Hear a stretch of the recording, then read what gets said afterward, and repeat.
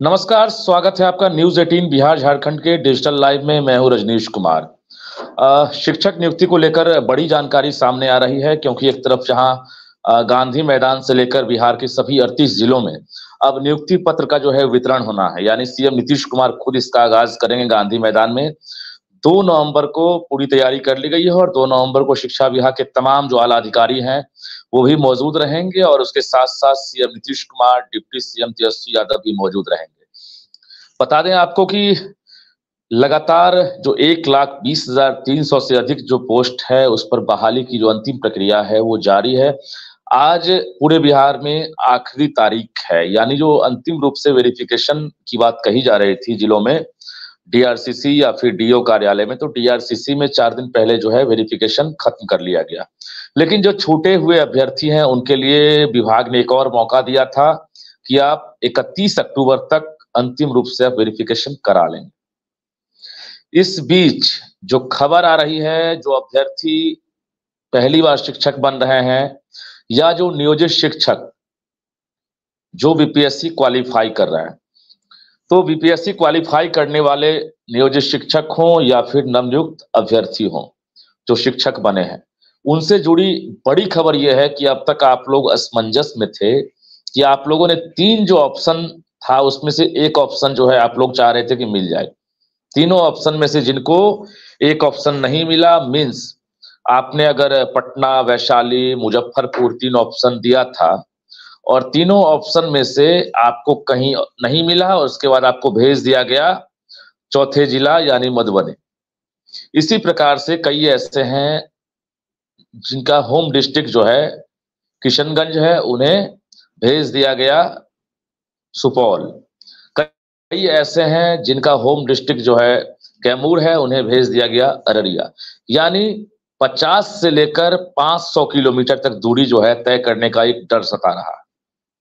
हालांकि तात्कालिक रूप से आपको ज्वाइन तो करना ही पड़ेगा। इसको लेकर शिक्षा विभाग ने एक तरह से तैयारी कर ली है कि जैसे ही आपको ज्वाइनिंग लेटर मिलेगा, यानी जो औपबंधिक नियुक्ति पत्र है, provisional joining letter, CM Nitish Kumar के साथ साथ जो जिलों में प्रभारी मंत्री आपको देंगे, उस लेटर के बाद आपको हर हाल में बीपीएससी द्वारा आवंटित जो जिला है वहां जाकर आपको योगदान तो देना होगा।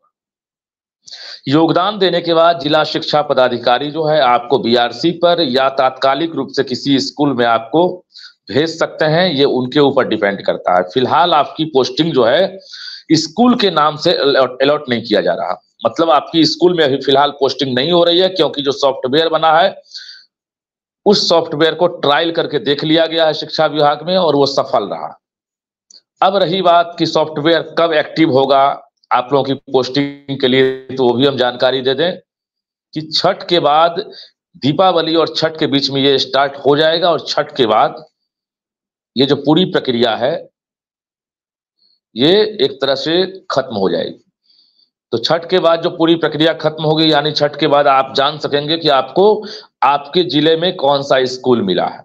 उसके बाद आप फाइनली जो है अपने स्कूल में जाकर योगदान देंगे और वहां तब तक योगदान देंगे जब तक सरकार जो है ऐच्छिक रूप से स्थानांतरण के लिए आवेदन आमंत्रित नहीं करेगी।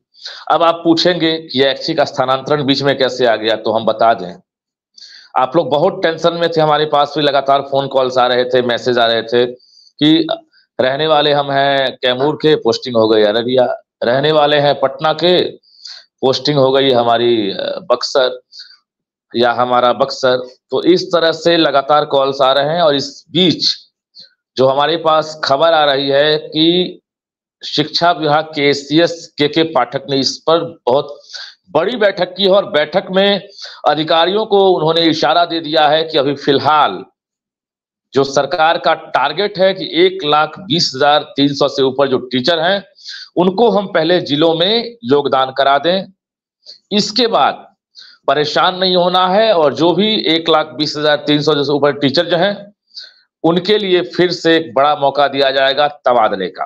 और तबादले को लेकर भी कहा गया है कि महज 6 महीने में ही ये प्रक्रिया शुरू हो रही है। यानी अगर आप पोस्टिंग से डर रहे हैं कि बीपीएससी ने आपको मनचाहा पोस्टिंग नहीं किया, आपको फलाना जिला दे दिया जो आपके लिए ज्वाइन करना संभव नहीं है, तो हम बता दें कि 6 महीने बाद ही सरकार आमंत्रित करेगी आवेदन, और उसके बाद उस आवेदन पर आपसे चॉइस पोस्टिंग मांगे जाएंगे और आप अपने होम डिस्ट्रिक्ट को दें या चॉइस जिला दें।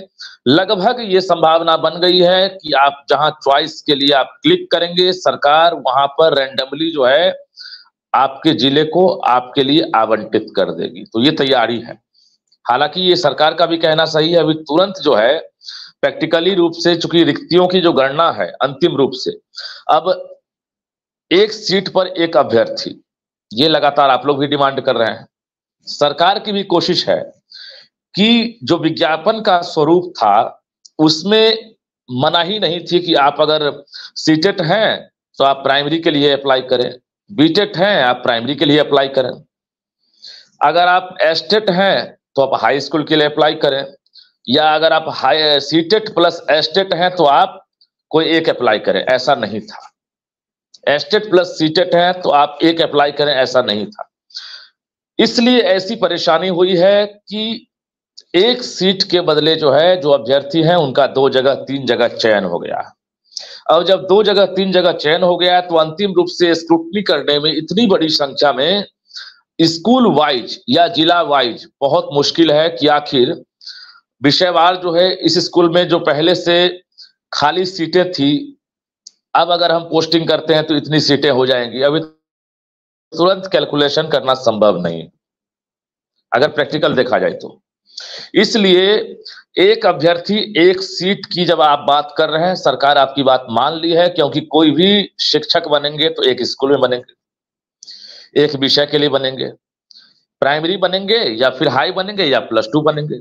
कोई ऐसा हो सकता है क्या कि प्राइमरी ही बन गए, हाई में ही बन गए और +2 में भी बन गए? ऐसा नहीं हो सकता। अब रही बात रिक्तियां, तो आज 31 अक्टूबर है, आज आखिरी तिथि है वेरिफिकेशन की, जो आपको जिला शिक्षा पदाधिकारी कर रहे हैं।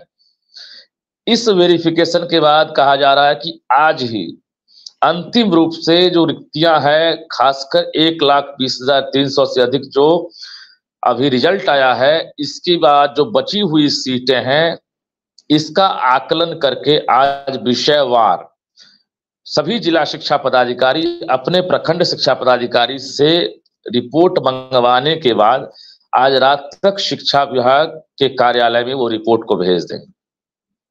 उस रिपोर्ट को भेजने के बाद ये कैलकुलेशन किया जाएगा कि आखिर सबसे अधिक उम्मीदवार किस विषय में योगदान दिए हैं, सबसे अधिक रिक्तियां किस विषय में थी, अब सबसे अधिक जो रिक्तियां बची है वो किस विषय में है। अब टोटल का कैलकुलेशन जैसे ही हो जाता है, उसके बाद पूरी तरह से संभावना बन गई है कि शिक्षा विभाग के पत्र का इंतजार, जो रिक्तियों वाला जो ड्राफ्ट है उसके साथ साथ जो लेटर है उसका इंतजार बीपीएससी भी कर रहा है। यानी बीपीएससी इस तैयारी में है कि हम सप्लीमेंट्री रिजल्ट भी जारी कर दें। जो छूटे हुए अभ्यर्थी हैं जो दावा कर रहे हैं कि हम जो है क्वालिफाइंग मार्क्स ला चुके हैं, हम मेरिट में नहीं आ सके, तो जैसे ही अगर किसी भी विषय में 300, 400, 500 या 50, 60, 70 या 10 या 15 असेंडिंग से डिसेंडिंग ऑर्डर अगर रिक्तियां बचती है तो वो डिसाइड करेगा शिक्षा विभाग, ना कि बीपीएससी। शिक्षा विभाग को कितनी रिक्तियों पर कितने और अभ्यर्थी चाहिए, इसी परीक्षा के आधार पर ये डिसाइड शिक्षा विभाग करेगा, ना कि बीपीएससी करेगा। बीपीएससी को जो गाइडलाइन शिक्षा विभाग जारी करेगा बीपीएससी उसको फॉलो करेगा। मींस हमने पहले ही इशारा दिया था कि नवंबर के पहले सप्ताह में सप्लीमेंट्री रिजल्ट, मतलब कंपार्टमेंटल रिजल्ट आ सकता है। माफ कीजिए, कंपार्टमेंटल रिजल्ट, दोनों में थोड़ा सा अंतर। कंपार्टमेंटल रिजल्ट आ सकता है। अब कंपार्टमेंटल रिजल्ट आ सकता है, अब तक जो सूचना है कि 2 नवंबर तक कंपार्टमेंटल रिजल्ट की संभावना नहीं है। सभी के सभी अधिकारी फिलहाल गांधी मैदान और नियुक्ति पत्र पर उनकी निगाहें टिकी है, वहीं पर जो है सब लोग जो है लगातार लगे हुए हैं। अभी फिलहाल सप्लीमेंट्री रिजल्ट को लेकर कोई फैसला भी नहीं हुआ है। हालांकि आयोग ने ये हरी झंडी दे दी है, मींस आयोग तैयार है। शिक्षा विभाग से बातचीत के बाद ही आयोग तैयार हुआ है, लेकिन अंतिम रूप से ये डिसाइड शिक्षा विभाग को करना है। जब तक रिक्तियां नहीं आएंगी तब तक शिक्षा विभाग खामोश रहेगा। आज रात के बाद रिक्तियां आएंगी, जिन विषयों में अधिक उम्मीदवार ज्वाइन करेंगे उन विषयों में जो है रिक्तियां कम बचेगी। अब रही बात की जो फर्जीवाड़े का आरोप लग रहा है कि उन विषयों में कैसे रिक्तियां बचेंगी, क्योंकि फर्जी अभ्यर्थी तो घुस गए हैं, यानी एस्टेट की डिग्री नहीं है, एकेडमिक क्वालिफिकेशन जो है दक्षता के बाद है। कई ऐसी शिकायतें आ रही 2023 में जो है वो एस्टेट पास किए हैं, कई ऐसी शिकायतें आ रही है कि उनका एकेडमिक क्वालिफिकेशन जो है एस्टेट या सीटेट के बाद है, या फिर सर्टिफिकेट ही असली नहीं है। तो ये तमाम जो शिकायतें हैं, जहां भी नॉलेज में आप लोगों ने दिया है, लगभग हमारी कोशिश रही कि हम उसको आईना दिखाएं और तुरंत एक्शन हो। दो वेरिफिकेशन हुआ है। अगर ऐसे अभ्यर्थी अंतिम रूप से औपबंधिक नियुक्ति पत्र लेने में अगर कामयाब हो जाते हैं तो आपको हम बता दें, एक बड़ी खबर और छुपी हुई है जो अभी तक हम नहीं बताए थे। किसी भी सरकारी नौकरी में ये रूल है, जो अभी छठे चरण में जो बहाल हुए हैं, भली भांति वो समझते हैं कि उनको वेतन लेने में, या जो हेडमास्टर अभी बने थे बीपीएससी के जरिए, उनको पता है कि वेतन लेने में कितनी परेशानी हो रही है। नई नौकरी के बाद अगर आप ये समझ रहे हैं कि आप एस्टेट क्वालिफाई नहीं थे, आप सीटेट पास नहीं थे, आप जो मापदंड है कि एस्टेट पहले करें, एस्टेट बाद में करें, क्वालिफिकेशन आपका जो भी है आप पहले पूरा करें, इसको आप फॉलो नहीं किए तो आप भूल रहे हैं कि आपकी बहाली ज्वाइनिंग के बाद भी रद्द हो जाएगी। ये 100% दावा है कि वेतन सत्यापन के लिए पूरी तैयारी कर ली गई है। जिस तरह से सॉफ्टवेयर से आपकी पोस्टिंग होगी स्कूलों में, उसी प्रकार से जितने भी नवनियुक्त शिक्षक हैं उनके सत्यापन के लिए, उनके डॉक्यूमेंट्स वेरिफिकेशन के लिए फिर से तैयारी शुरू कर दी गई है। और ये तैयारी बड़े पैमाने पर है। इसमें इलेक्ट्रॉनिक पूरी तरह से जो सिस्टम है वो काम करेगा। यानी अगर आप अभी तक अधिकारियों को या खुद को झांसा दे रहे हैं कि हम नौकरी कर लेंगे, तो याद रखिएगा कि अगले 15 दिन बाद ये प्रक्रिया शुरू हो रही है।